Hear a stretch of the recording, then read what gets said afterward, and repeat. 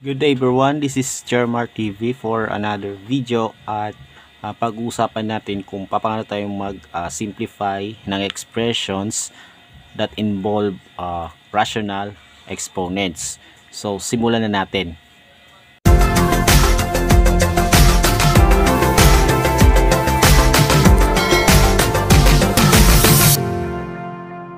Okay, so yun na nga, bago tayo mag-proceed sa video na ito, so make sure na na-master ninyo yung law of exponents as well as yung operations of fractions. So kailangan nating i-master yan kasi i-apply natin yan dito kasi ang pinag-uusapan natin dito ay rational exponents. Okay, so simulan natin dito sa number 1. We have a raised to 2 over 3 times a raised to 5 over 3. So as you can see, imumultiply natin tong dalawang ito because the operation is multiplication. And since parehas yung base, according to laws of exponents, i-add natin yung exponents. Okay? So, ang gagawin natin is copy the base and then i-add natin tong dalawa. So, 2 over 3 plus 5 over 3. Okay? And makikita natin na parehas yung denominator ng fraction. So, i-add na lang natin yung numerator. So, 2 plus 5 is equal to 7. Kaya, ang sagot po ay a raised to 7 over 3. So, ito na po yung sagot. Since yung 7 over 3 is already in simplest form. Okay? So, ito po. Next, number 2, we have 3c raised to 1/2 times 4c 2 over 3. So, meron tayo coefficients, no, 3 and 4. So, you have to multiply them. Okay? Just like we used to multiply monomials. Okay? So, i-multiply mo yung coefficients. 3 times 4 equals 12. Okay? And then, since parehas yung base, so we have to add the exponents. So, c raised to 1/2 plus 2 thirds. Okay? Tapos, we are about to add those two fractions. However, yung denominators ay magkaiba. So, ang gagawin natin is kukunin natin yung LCD to make the fractions similar. So, isulat natin yung solution dito, no? So, 1/2 plus 2 over 3. So, yung LCD, which is the LCM of these 2 at saka 3. So, ang LCD po nila ay 6. Okay, so we're going to convert the fractions whose denominator is 6. Okay, ayan po. And then for the numerator, i-divide mo lang yung 6 sa 2 at saka sa 3 and then yung i-multiply natin sa respective numerators. Okay, so 6 divided by 2 equals 3 times 1 equals 3 and then 6 divided by 3 equals 2 times 2 equals 4. So, ayan na po, parehas na po yung denominator. So, pwede natin silang i-add. So, 3 over 6 plus 4 over 6 is equal to 7 over 6. So, yun po ang magiging exponent ng c. Ayan po. So, 12c raised to, ito po yun, 7 over 6. Ayan. So, ito na po mismo yung sagot. Okay? Kailangan talaga ma-recall kung paano tayo mag-add ng fractions as well as to subtract fractions. Okay? Lalo na kung magkaiba yung denominators. Next, number 3, we have 5d raised to 2/5 divided by d raised to 1/2. Okay? So, this time division naman po. So, first, we divide the coefficients. I-divide natin yung mga coefficients, no? So, 5 divided by 1. So, it is considered the 1. Invisible. Okay? Invisible 1. So, 5 divided by 1 equals 5. Okay? And then, since parehas yung base, no? Pwede na nating isubtract this time kasi ang operation ay division. So, sa law of exponents kasi, kapag parehas yung base, pag times, i-add mo yung exponent. Pero kapag divide, no? I-minus mo yung exponent. So, 5 times d raised to 2 over 5 minus 1/2. Okay? So, again, magkaiba yung denominator. So, it's time to find their LCD. And then, convert them to similar fractions. So, 2 over 5 minus 1/2 'di ba? Ang LCD po nila ay 10. Okay? 5 times 2 is 10 yan. And then, convert fractions. So, denominator is 10. So, gawin natin ito yung denominators. And then, saka natin gawin to. So, 10 divided by 5 and then times 2. So, 10 divided by 5 equals 2. Times 2 equals 4. Okay? And then, 10 divided by 2 equals 5. Times 1 equals 5. Okay? So, we have 4 over 10 minus 5 over 10. Parang ano lang yan 4 minus 5 or 4 plus negative 5. Since mas malaki yung negative, negative ang sagot. So, the answer is negative 1 over 10. Okay? So, this will become 5d raised to negative 1 over 10. So, ito na po yung final answer. Hindi pa. Kasi, negative ang exponent. So, kailangan sa pagsulat ng final answer, dapat positive yung exponent. So, ang gagawin natin, dahil negative siya, ibababa natin to make it positive. That is, ibababa natin sa denominator. So, magiging ano na siya, 5. Yung 5, maiwan siya sa numerator. Kasi di naman naka-raise sa negative number eh. So, dyan lang siya. 5 over d raised to 1 over 10. And this is the answer. Ayan. Next, number 4, we have m raised to 2/5 raised to 7 over 3. Okay? So, as you can see, yung power, ito, naka-raise siya sa exponent. So, i-apply natin yung law of exponent, which is power of a power. So, ang gagawin natin, kapag power ang usapan, i-multiply natin yung exponents. Yung exponent sa loob at yung exponent sa labas. Okay? So, this will become m raised to 2 over 5 times 7 over 3. So, to multiply fractions, simply multiply their numerators and multiply the denominators. So, m raised to, ito, i-multiply natin sila. So, 2 times 7 equals 14 and 5 times 3 equals 15. So, ang sagot po dito ay m raised to 14 over 15. Number 5 naman po, we have 16 n raised to 2/3 quantity raised to 3 over 4. So, what we have to do is to apply the law of exponents, which is power of a product. So, paano yung power of a product? So, i-distribute mo yung exponent sa bawat factors na nasa grouping symbol. So, yung 16 at saka 2 raised to 2 over 3, ayan po, magkakaroon sila ng exponent na 3 over 4. So, ang mangyayari dyan, ganito. So, we have 16 raised to 3 over 4, yung exponent na nasa labas, times n raised to, ito, exponent nito. So, 2 over 3 times, ito po, 3 over 4. Okay? Ayan po. And then, after this one, we need to simplify each part. Okay? So, to start with 16 raised to 3/4. Okay? So, sa previous video yan. Okay? Kailangan matandaan natin kung paano tayo mag-simplify ng ganito.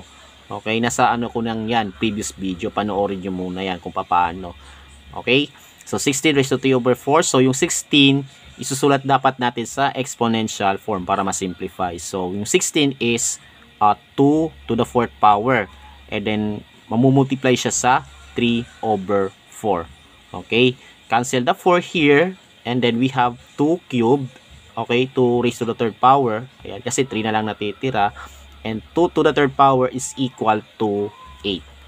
Okay? And then, dito naman, sa exponent ng n, which is 2 over 3 times 3/4. Diba? 2 over 3 times 3 over 4. Okay? So, kapag magmumultiply tayo ng functions, gagamit tayo ng technique called cancellation. So, cancel those 3's here. Diba? And then, yung 2 at saka 4, meron silang common factor. So, i-cancel out natin common factor na 2. Kasi yun ang common factor nila. So, 2 magiging 1 and 4 magiging 2. Magiging, ano na to? 1/5. Ito na po yung exponent ng n. Okay? So, yung 8 galing po dito. Ayan. tapos yung 1/2, ito po yung resulta. Okay? So, this one, magiging 8 na siya kasi, ano natin, sinimplify na natin di ba? Tapos, n raised to 1/2. So, galing po siya dito. Okay? So, the answer is 8n raised to 1/2. Ayan po. Next, we have p raised to 2 over 5, q raised to negative 4 over 3, quantity raised to 3 over 2. So, once again, i-apply natin yung law of exponent, which is power of a product. So, bali yung 3 over 2, iti-distribute natin sa exponents ng p at saka sa q. Bali, ang mangyayari dyan, itong dalawa mamumultiply sa 3 over 2. So, this will become p raised to, ito, 2 over 5 times 3 over 2. Okay? And then, q raised to negative 4 over 3, ayan po, times 3 over 2. Ayan po, okay? And then, saka natin i-simplify individually. So, umpisa tayo dito. So, 2 over 5 times 3 over 2. Okay, so again, para mas mapadali, we use cancellation. Okay? So, cancel those 2's here. Okay?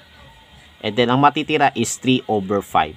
Okay? So, yun po yung magiging exponent ng p. Ito po. Okay? And then, dito naman, negative 4 over 3 times 3 over 2. So, again, ika-cancel natin kung meron, at meron nga. So, ika-cancel natin yung 3. Tapos, yung 4 at saka 2, meron silang common factor, which is 2. So, i-cancel out natin yon. So, 4 magiging 2 na siya, and 2 magiging 1. This will become negative 2 over 1. And dahil 1 yung denominator, so alisin na lang natin as well. This will become negative 2. Okay? So, ito po, ito yung magiging exponent ng p. At ito naman yung sa q. Okay? Bali, ang magiging result is p raised to this one, 3 over 5. And then q raised to this one, negative 2. Okay? And since meron tayong negative exponent, so kailangan natin ibaba, no, to make it positive. So ito, p raised to 3 over 5, positive naman to. So dyan lang yan sa numerator. P raised to 3 over 5 over yung q raised to negative 2. To make it positive, ibababa natin sa denominator. So q raised to 2. Okay, positive na to. So, ito na po yung sagot. P raised to 3 over 5 over q squared. Okay, ayan po. Number 7, we have p raised to 7 over 3 raised to 2 over 5 divided by p raised to 11 over 55. Okay, so unahin muna natin to.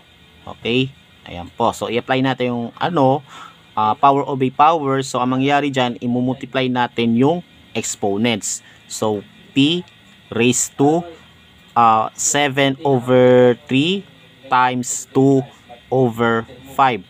Okay? And then, copy the rest of the expression. So, divided by p raised to 11 over 15. Okay? So, as we can see, wala tayong makakancel dyan. So, imumultiply natin yung numerators and denominators ng derechahan. So, p raised to 7 times 2 equals 14 and 3 times 5 equals 15. Okay? 14 over 15. And then, again, copy the rest of the expression. Ayan. Now, let's proceed to division naman. So, dahil division siya at parehas yung base, ima-minus na lang natin yung exponents. So, magiging na siya, p raised to 14 over 15 minus 11 over 15. Okay?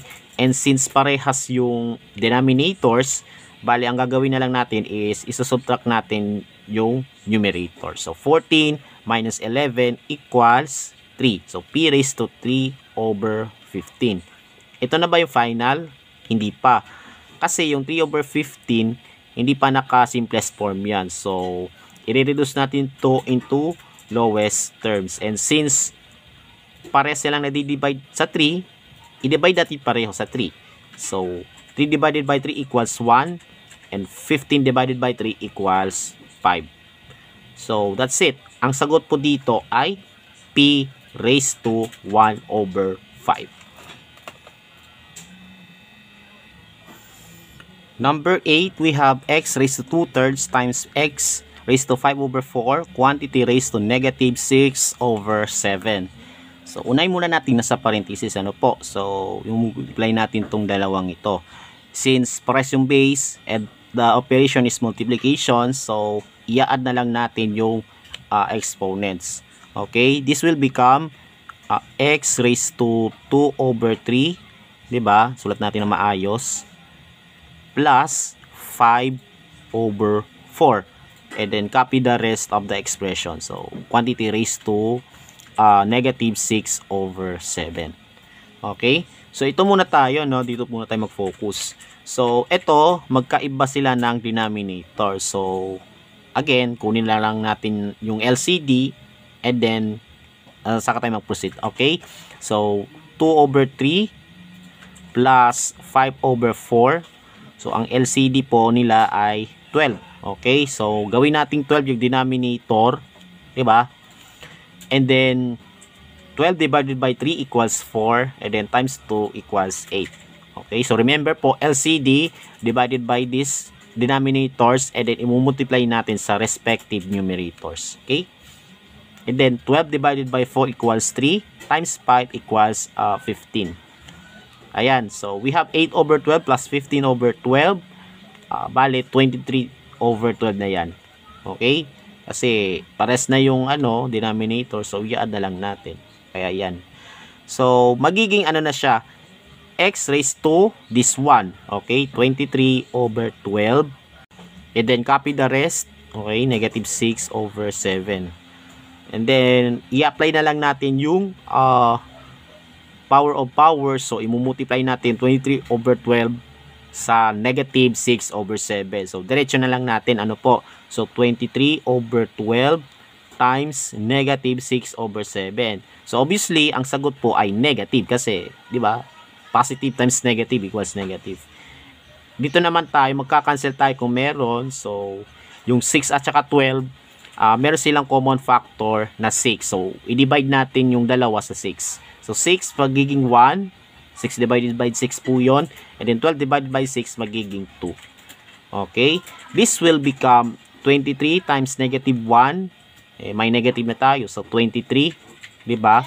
And then, 2 times 7 equals 14. Okay? So, yun po magiging exponent ng x. Okay? So, x raised to negative 23 over 14. And since this is negative exponent, so ibaba natin. Okay? Ayan. So, magiging 1 over, okay, 1 over x raised to 23 over 14. And this is the answer. Next, number 9, we have 25y raised to 2 over 5 all over 16z raised to 1/4 all raised to 1/2. Okay, so itong 25 at saka 16, pwede muna nating isulat sa exponential form. Okay? So yung 25 magiging na siya, yung 25 since 5 times 5 siya, 5 squared po 'yon. Okay? And then copy the rest, y raised to 2 over 5. Okay? All over yung 16 naman po, though pwede naman siyang 2 raised to the 4th power, pwede nating isulat din as 4 raised to the 2nd power. Bakit 4 squared? Para mag-match yung exponent, well, you know, kapag imumultiply natin sa 1/2 kasi ang denominator dito ay 2. Kaya, imbes na 2 raised to the 4th power, pwede ring 4 squared at yun ang isusulat natin. Okay? And then, copy z raised to 1/4. Okay? And then, all raised to 1/2. Okay, and then we are about to apply power of a product and quotient at the same time. So, ibig sabihin, yung mga exponents na ito, ayan, lahat mamumultiply sa 1/2. Okay? This will become, 5 raised to the 2nd power or 5 squared. Okay? 2, and then times 1/2. Okay? Ayan po. Next, y raised to 2 over 5 times 1/2. Okay? all over 4 raised to the 2 times 1/2. Okay. And then z raised to 1/4 times 1/2. Ayan na po siya, okay? Lahat na multiply sa 1/2. Okay, isa-isay na natin, ano po? So, 2 times 1 over 2. So, cancel out 2. Okay, so 5 raised to the first power na lang, or wala, cancel na to. Okay, kasi di naman kailangan isulat yung 1 sa exponent, diba? So, cancel out na to. Okay, as well as this one. So, 2 times 1/2, cancelled out na lang yan. Okay, dito, okay, 2 over 5 times 1 over 2. So, ang makakancel lang ay yung 2. Okay? So, natira is 1 over 5. Okay? And then, dito naman, 1/4 times 1/2, imumultiply natin ng diretsahan. Okay? So, 1 over 8 na to. Okay? Kasi wala tayong makancel eh. Diba? So, bali, ang magiging answer nun ay ganito. So, sa 5, ang exponent niya ay 1. And, yun nga, katulad ng sinabi ko, di natin kailangang isulat yung 1. So, 5 na lang siya. Okay? And then, y raised to 1 over 5 kasi 'di ba after canceling out ito lang ang natira, so 1 over 5 yon, all over 4. So ang exponent nito ay 1, so again di natin kailangang isulat yon, so 4 na lang siya. And then z raised to 1 over 4 times 1 over 2, 1 over 8 na po yon. Okay, so bali ang sagot po ay 5 y raised to 1 over 5 all over 4 z raised to 1 over 8. This is the answer. Okay, so we're now down to the last one. We have number 10, 32w raised to the 3/4, x raised to negative 1/3, y raised to 10 over 7, all raised to negative 2 over 5. Okay. So first things first, yung 32, isulat muna natin sa exponential form. Since 32 ay product ng limang 2, 2 times 2 times 2 times 2 times 2.